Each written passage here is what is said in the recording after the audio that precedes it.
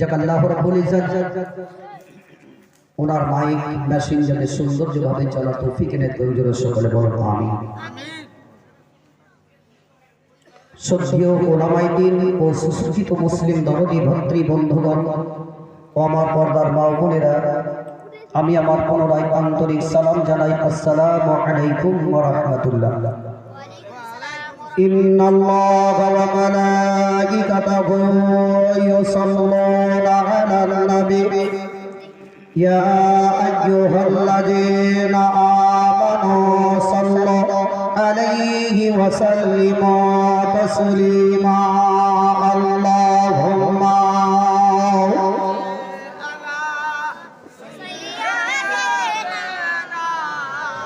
মাওলানা মুহাম্মাদ ওয়া আলা আলিহি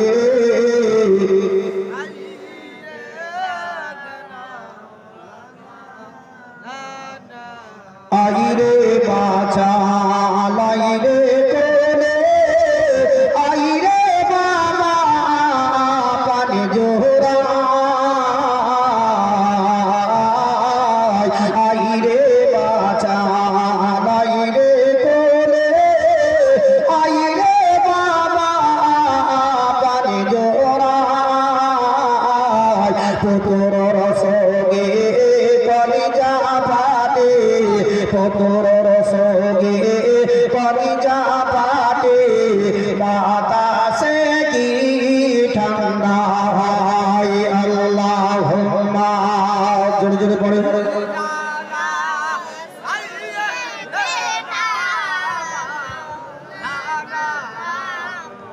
ওয়া আলা আলি সাইয়্যিদিনা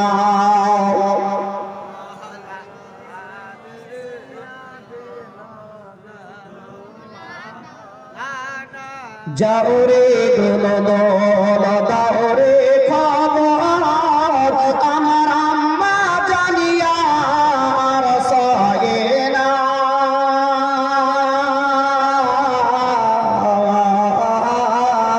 যাও রে দোল দাও রে খবর আমার আম্মা জানিয়া রসয়ে না।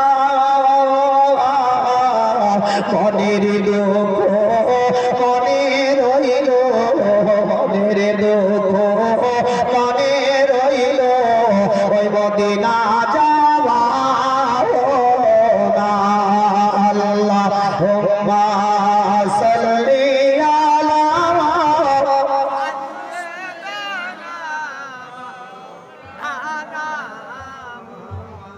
ওয়া আলা আলি সাইয়্যিদিনা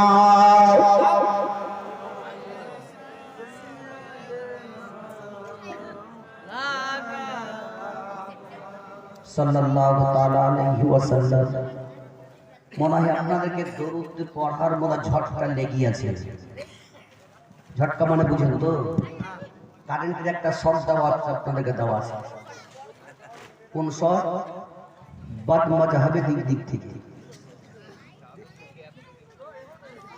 এতটি লোক বসে আছেন, এতক্ষণ ধরে একজন শিক্ষক যিনি আপনাদের সম্মুখে বক্তব্য রাখলেন,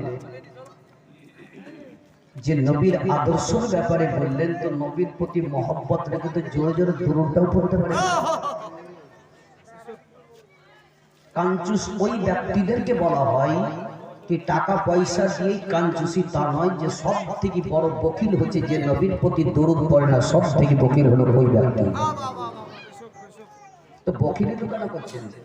নবীর প্রতি দরুদ পড়বেন, জোরে জোরে পড়বেন, মহব্বতের সহিত সুবহানাল্লাহ পড়বেন। আল্লাহর নামটা বলতে আমাদের কণ্ঠিত হবে গেল। যে জিকিরে আমরা জিকির করব, যে জিকিরটা করা ছিলেন, তো কারির মুখ দিয়ে বের হচ্ছে, কার বের হয় না। কমসে কম এগুলাকে শিক্ষা অর্জন করুন, আদর্শ হইলেন নেই চল। শিক্ষার জায়গা আপনাদের কান্ডায় কান্ডায় হয়ে গেছে। আজকে তাদের কাছে গিয়ে যদি আমরা শিক্ষা অর্জন করি, তবে আমরা লাভবান হয়ে যাব। তো যার বাপজিরা ভাইরা আমার, এতক্ষণ থেকে যা হই হই শুনছিলাম কি লোকের জায়গা দেওয়া যাবে না, তো বিশাল লোক হয়ে গেছে ভাই। আর জায়গা ফাঁকা নাই। কিছু কিছু জিনিস আছে দেখবেন বহু আসমানে ম্যাপ আছে, একদম হাড়মাড় হাড়মাড় করে গর্জন মারে, মানে না বিশাল পানি আসবে, কিন্তু দেখা গেল পানি ফুসু আছে। তো সেরকম গর্জন চলছে কাল পরশু থেকে, বিশাল গর্জন, কি বিশাল একদম লোক হবেই হবে। কিন্তু বাস্তব যদি এই মদনপুর গ্রামের লোক যদি একটা করে বাড়ি পিছু লোক এসে বসে, বুঝলেন, এই প্যান্ডেল ভেঙে দিতে হবে।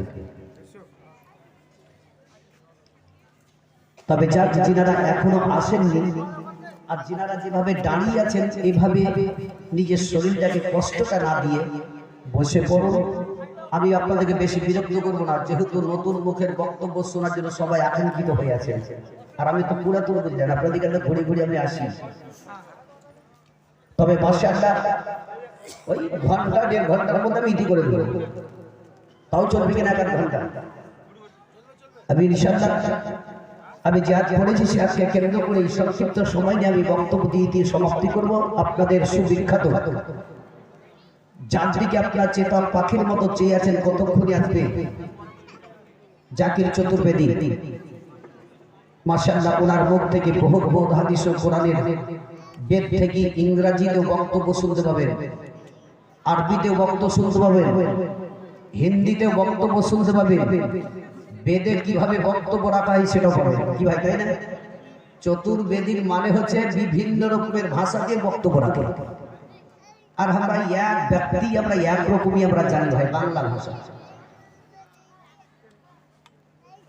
চতুর্বেদী খালি বেদ বললেই চতুর্বেদী হয় তা নয়।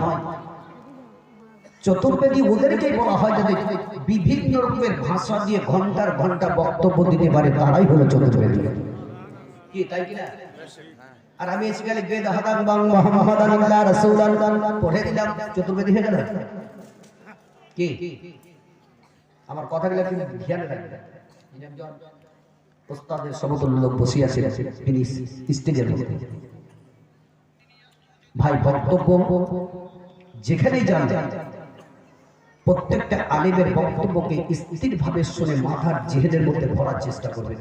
খালি গলা শুনলেই যে হয় তা নয়। কি গলাতেই কিছু কিছু মানুষ আমরা জালসার মধ্যে যাই, 3 শ্রেণীর লোক আসে। এক শ্রেণীর লোক থাকে, কোন মৌলবীর গলা ভালো চলে একটু শুনবো, গলা ভালো লাগলো তো শুনলো, না বিড়ি খাওয়ার নাম করে হেঁটে বলে। কি ঠিক না ঠিক?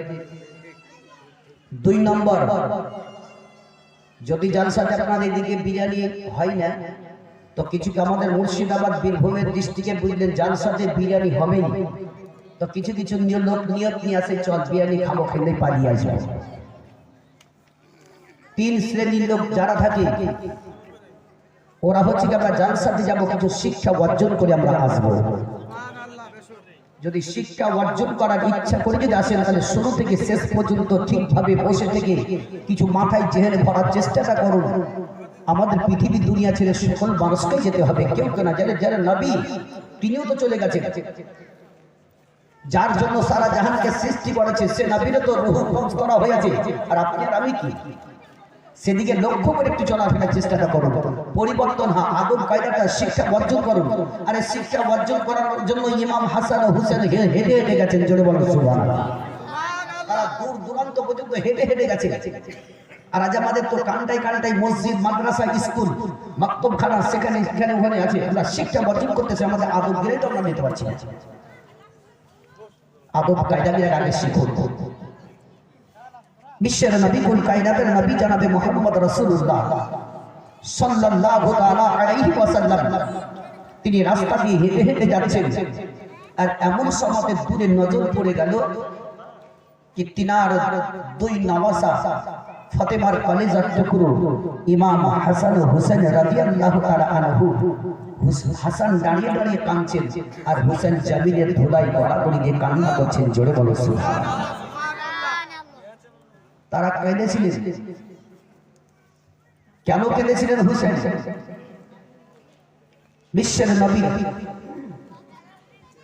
নজর যখন পড়ে গেল, নবী আমার টুক টুক টুক টুক করে ওই রাস্তাতে না গিয়ে ইমাম হাসান হোসেনের দিকে রওনা হয়ে গেলেন। বিশ্বের নবী কুল কায়নাতের নবী জনাবে মুহাম্মদ রাসূলুল্লাহ সাল্লাল্লাহু তাআলা আলাইহি ওয়াসাল্লাম তিনি বিশ্বের নবীর দুই নমাসার নিকটে বাবা যেমনি কাজীর হয়ে গেলেন, নবী মুস্তাফা হাসানের ডান দিকে আপন দাঁড়িয়ে গেলেন আর হুসেন ধুলাই গড়াগড়ি দিয়ে কান্না করতেছিলেন, চোখের পানি ঝরঝর করে ঝরে যায়।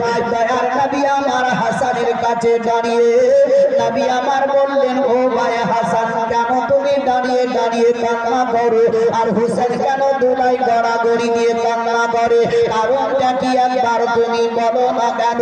বিশ্বের নবী দয়ার নবী মুস্তাফা তিনার নামাজকে যেমনি জিজ্ঞাসা করলেন, ইমামে হাসান রাদিয়াল্লাহু তাআলা আনহু কোনো কথা বার্তা বলে নাই, দুই চোখের পানি ঝরঝর করে ঝরে যায়, চোখের পানি বাবা ঘুরে ঘুরে ঘুরে ঘুরে ঘুরে চলে যায়। নবী মুস্তাফা তাদের কান্না দেখে নবী থামতে পারলেন না, নবীর দুই চোখের কোনা দিয়ে দুই ফোঁটা পানি পড়ে গেল। নবী আমার বললেন, ভাই হাসান একবার বলো না কেন তোমার ছোট ভাই ধুলাই গড়াগড়ি দিয়ে কান্না করে, তুমি দাঁড়িয়ে দাঁড়িয়ে কান্না করতেছো কারণটা কি? ইমামে হাসান দয়ার নবী মুস্তাফার মুখের দিকে তাকিয়ে তাকিয়ে বললেন, ওগো নানা জান, আমরা এই জন্যই কান্না করে আমার ছোট ভাই হুসেন ধুলাই গড়াগড়ি দিয়ে কান্না করে, কারণ হলো একটা যে আমরা যখন দুই ভাই বাড়ি থেকে বেরিয়ে রাস্তা ধরে টুকটু করে চলতেছিলাম, এমন সমাজে একটা লোক ঘোড়ার পিঠে টুকটু করে চলতেছিল, ওই ঘোড়াটা দেখতে এত সৌন্দর্য ছিল। ও গো নানা জান, ওই ঘোড়া দেখার পরে আমার ছোট ভাই আমার নিকটে আবদার করলো, বলে ভাই গো তুমি আমাকে একটা ঘোড়া এনে দাও। বলছে ভাই একটা ঘোড়া এনে দাও। বিশ্বের নবীজি বলছেন, ভাই তবে তুমি যদি একবার তাকে সান্ত্বনা দাও তবে তো তার কান্নাটা বন্ধ হবে। বলো না, প্রত্যেকটা ছোট ছোট ভাইরা বড় ভাইয়ের কাছে আবদার করে না করে না? প্রকৃত যদি তাদের ভাইয়ের মধ্যে মিল মহব্বত থাকে নিশ্চয় দেখবেন বড় ভাইয়ের কাছে ছোট ভাই আবদার করে, আর ওই বড় ভাই ছোট ভাইকে কখনো অমান্য করে, যেটা পারে সেটাই দিয়ে দেয়। কিন্তু আজকাল আমাদের বর্তমান যুগে ভাই ভাই মিল আছে খুব কম, 100 বোধহয় 10টা পাওয়া যাবে, 90% মারামারি। একটু জায়গার জন্য আমরা ঝগড়া করি ভাই ভাই ভাই ভাই। শরীয়তের দিকে তাকিয়ে যদি আমরা লক্ষ্য করে চলতে পারি তবেই আমরা লাভবান হব। বিশ্বের নবী কুল কায়নাতের নবী জনাবে মুহাম্মদ রাসূলুল্লাহ সাল্লাল্লাহু তাআলা আলাইহি ওয়াসাল্লাম বললেন, ভাই তবে এত তুমি চোখের পানিটা বন্ধ করো, তবে তুমি তাকে কেন সান্ত্বনা দাও না? ইমামে হাসান রাদিয়াল্লাহু তাআলা আনহু বাজার মানে কেঁদে কেঁদে কেঁদে বললেন, ওগো নানা জান, আমার নিকটে একবার নয় দুইবার নয় কয়েকবার যখন আমার নিকটে আবদার করলো, আমি তাকে আমি ঘোড়া দিতে পারলাম না। ওগো নানা জান, আমাদের বাড়িতে ঠিকভাবে খাবার খাদ্য হয় না, আমরা ঠিকভাবে খাবার খেতে পাই না, তবে নানা গো আমার ছোট ভাইকে আমি কোন জায়গা থেকে ও ঘোড়া এনে দিব? বিশ্বের নবী বললেন, ভাই হাসান তুমি ভাইয়ের মধ্যে বড়, যদি একবার তোমার ছোট ভাইকে সান্ত্বনা দেওয়ার জন্য